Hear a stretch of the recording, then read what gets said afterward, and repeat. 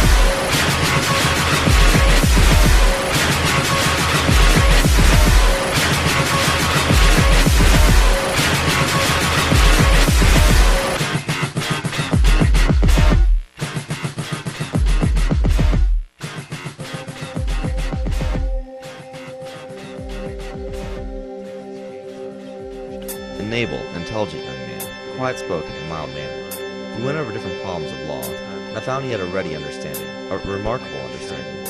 As a matter of fact, he has a very fine brain. I complimented him on the fact. I think I told you he had a high IQ.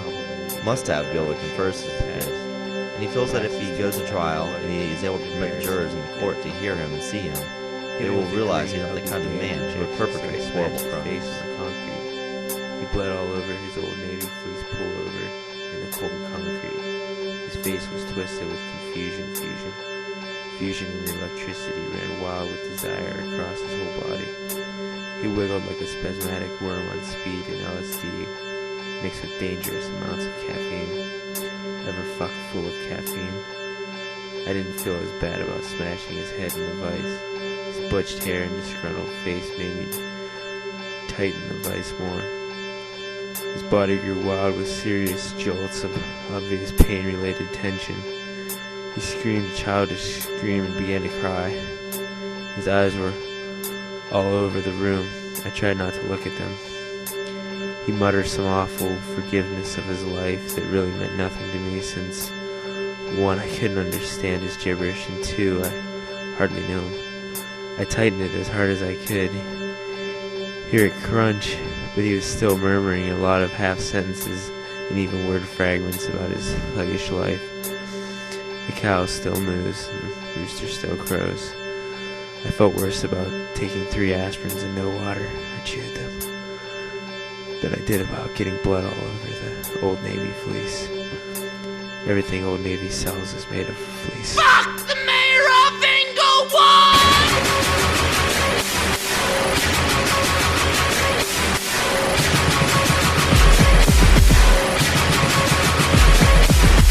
Remember when you took his side, when he threatened innocent life? Fire the mayor of Inglewood! And the actions of the officers involved were criticized. Fuck the mayor of Inglewood! LAPD not guilty! Fire the mayor of Inglewood! LAPD not guilty! Fuck the mayor of Inglewood! And the people of LA responded with riots and rage, Fire the mayor of Inglewood! ignorant to the truth of what happened that day. Fuck the mayor of Inglewood! LAPD not guilty! Fire the mayor of Inglewood! LAPD not guilty! Fuck the mayor of Inglewood! LAPD not guilty! Fire the mayor of Inglewood! LAPD not guilty! Fuck the mayor of Inglewood!